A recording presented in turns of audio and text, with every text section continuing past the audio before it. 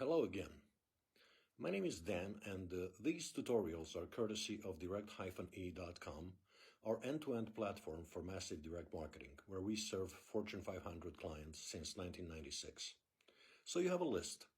The first question is, will you be mailing out envelopes or sending emails? If your effort includes postal mail, you will want to familiarize yourself with the National Change of Address Database, or NCOA, and the Coding Accuracy Support System, or CASS. But instead of diving down this complex rabbit hole, I will share with you an industry secret. We have been using software and APIs from Melissa Data for mail address verification since 1999. You can also buy lists from Melissa Data. If you do massive mailings in the United States and Canada, they're worth looking into. For email verification, you will want to do MX verification by using a service such as Million Verifier or MX Tools, or both of them in combination. The latter will also help you by keeping your domain off of blacklists. Neither Melissa Data, Million Verifier, or MX Tools are aware that I mentioned them here, and this is not a promotion. I'm simply sharing good advice for your benefit. If you have a different way of resolving your list cleanup, more power to you. What is important is that you perform it. I'm not going to elaborate on direct mail procedures any further unless I receive requests in the comments. I assume that most of you are here because you're interested in sending massive email campaigns. The outgoing email will need to be personalized. For instance, you will have a first line with the greeting, "Dear Mike," where each recipient will see their own first name.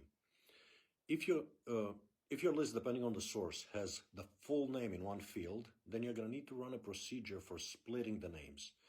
I'm not going to write the code with you here, but I'm sure you can call Melissa Data and they will have a piece of software you can use to do exactly that and a bunch of other operations on your list to normalize the data and enhance the quality of the data. Alternately, for example, say you use Microsoft Access. You can fire up ChatGPT and say, "Please give me step-by-step procedures and code for splitting the full name into first and last name using Microsoft Access."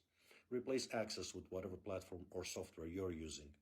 In the process, you're probably going to learn a little bit of Visual Basic and SQL, and that's not a bad thing.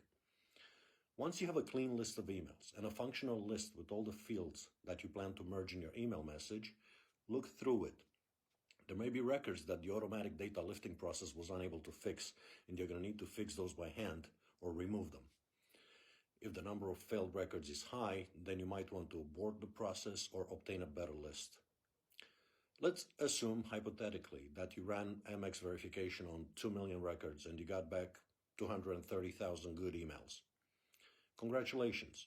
In the next episode, we're going to discuss the most powerful thing you can do, adding a non-sequential, unique identifier so you can manipulate the data. See you there.